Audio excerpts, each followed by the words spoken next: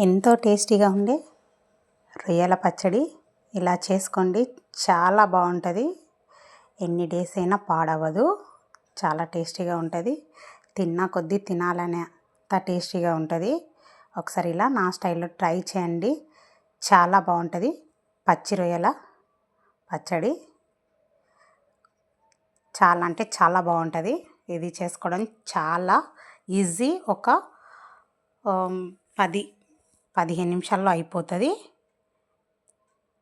Hi అందరికీ, welcome back to my channel Lavanya Raj. రండి ఎలా చేసుకోవాలో చూసేద్దాం. 1/2 kg వరకు రొయ్యలను తీసుకున్నాను. మీడియం సైజు రొయ్యలు తీసుకొని వీటిని బాగా శుభ్రంగా వాష్ చేసుకుందాం. 1/2 స్పూన్ వరకు పసుపు, అలాగే సాల్ట్ వేసుకొని రొయ్యలకు బాగా పట్టేలాగా కలుపుకుంటూ మంచిగా శుభ్రంగా కడగాలి. చూడండి, ఇలా పసుపు ఇంకా సాల్ట్ వేసి కడగడం వల్ల నీచు వాసన అనేది పోతుంది. ఇలా బాగా పట్టించిన తర్వాత ఇప్పుడు వాటర్ వేసుకొని ఒక 2 సార్లు మంచిగా శుభ్రంగా వీటిని కడిగేసుకొని పక్కకు పెట్టుకుందాం. రొయ్యలని ఇలా శుభ్రంగా కడిగిన తర్వాత పక్కకు పెట్టుకొని ఇప్పుడు స్టవ్ ఆన్ చేసి స్టవ్ పైన ఒక కడాయి పెట్టుకుందాం. కడాయి పెట్టేసుకొని 2 కప్పుల వరకు ఆయిల్ వేసుకుందాం. 2 కప్పుల వరకు ఆయిల్ వేసుకొని ఆయిల్ వేడెక్కిన తర్వాత ఇప్పుడు మనం కడిగి పెట్టుకున్నాం కదా రొయ్యలని ఆయిల్లోకి వేసేసుకుందాం. అన్నిటిని ఆయిల్ కాస్త వేడెక్కగానే రొయ్యలన్నిటిని వేసేసి మంచిగా వీటిని ఫ్రై చేసుకుందాం. ఆయిల్లో కొద్దిగా ఎక్కువనే ఫ్రై అవ్వాలి ఆయిల్లో. ఎందుకంటే రొయ్యల్లో కొంచెం వాటర్ క్వాంటిటీ ఉంటుంది కదా, అదంతా ఇనికిపోయి మంచిగా మధ్యలో చెక్ చేసుకుంటూ కలుపుకుంటూ రొయ్యలని బాగా ఫ్రై చేసుకోవాలి. ఎక్కడ అడుగంటడం అలాంటిది కూడా ఏముండదు. మనం మధ్యలో చెక్ చేస్తూ ఇలా కలుపుకోవాలి. రొయ్యలని ఇలా వేయించుకునేటప్పుడు ఏం వేయాల్సిన అవసరం లేదు.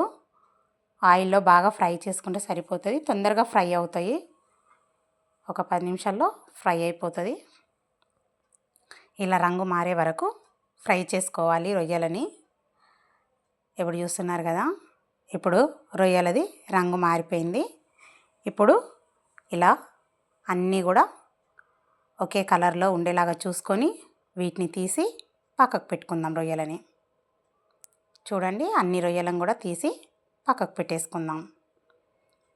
పెట్టేసుకొని చూడండి, అన్నీ ఒకేలాగా కాలిపోయాయి. ఇప్పుడు అదే ఆయిల్లోకి ఒక పిరికెడన్ని ఎల్లిపాయలను వేసుకుందాం.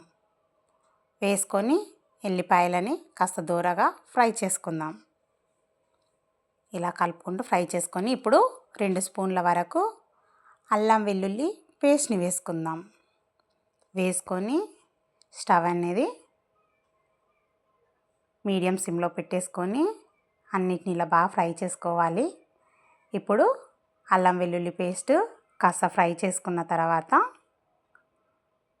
చూడండి, అల్లం వెల్లుల్లి పేస్ట్ వేసిన తర్వాత అంటే మాడడం స్టార్ట్ అవుతుంది. అందుకనేసి మీడియం సిమ్లో పెట్టేసుకొని ఇప్పుడు మసాలాలు వేసుకుందాం. 1 స్పూన్ వరకు ధనియాల పొడిని వేసుకుందాం. అలాగే మెంతి పొడిని వేసుకుందాం 1 స్పూను. అలాగే 1 స్పూన్ వరకు జీలకర్ర పొడిని వేసుకుందాం. మనం ఇంట్లో ప్రిపేర్ చేసుకొని పెట్టుకోవాలండి ఇలాంటి మసాలాలు. చెక్క, లవంగ, యాలకులు ఇలా మిక్స్ పట్టి పెట్టుకున్న పొడిని కూడా 1 స్పూన్ వరకు వేసుకుందాం. వేసుకొని ఒకసారి ఆయిల్లో బాగా కలిపేసుకుందాం. ఇలా స్పూన్తో మంచిగా కలిపేసుకొని ఇప్పుడు ఇందులోకి టేస్ట్కి సరిపడా కారం వేసుకుందాం. 2 స్పూన్ల వరకు 2.5 స్పూన్లు కారం వేసుకుందాం. ఇప్పుడు 2.5 స్పూన్లకు సరిపడా సాల్ట్ వేసుకుందాం. 2 స్పూన్ల వరకు సాల్ట్ని కూడా వేసుకుందాం. వేసేసుకొని ఇంకా ఈ కారం అలాగే సాల్ట్ ఇవన్నీ ఆయిల్లో బాగా కలిసేలాగా ఇలా ఒకసారి కలుపుకుందాం. స్టవ్ అనేది మొత్తం సిమ్లో పెట్టేసుకోవాలి.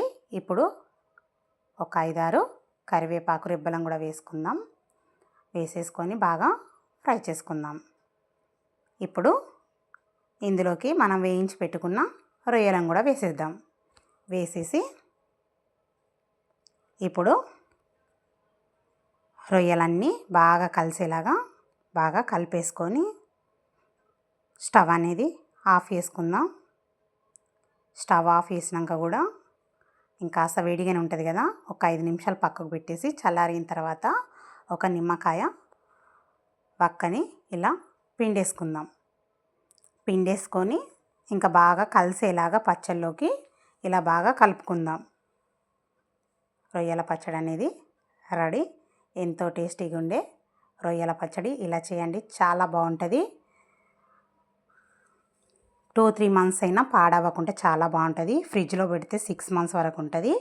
Okay friends, like, share, subscribe, comments please. Recipe అయితే చాలా బాగుంది, ట్రై చేయండి. బాయ్.